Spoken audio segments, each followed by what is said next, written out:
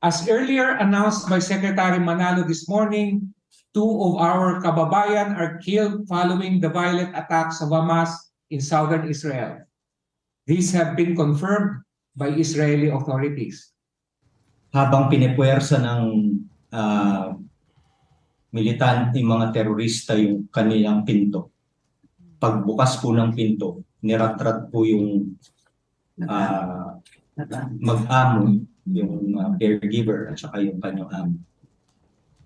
Yung isa po ay pinatay pero hindi po namin alam kung anong circumstance. Pero isa po siya dun sa mga natangay ng Hamas. Let's remember, the Hamas came from Gaza, pumasok sa southern Israel at commit ng acts of terror and violence. Dahil doon yung first day, maraming namatay kasi either tinamaan yung ng rockets, ng ganun, or pinagbabarel. Yun ang most likely nangyari sa isa.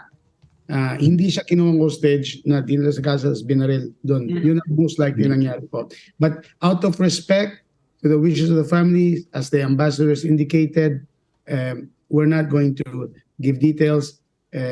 Perhaps the president will speak about it, but not for now, no po. We're not going to give more details.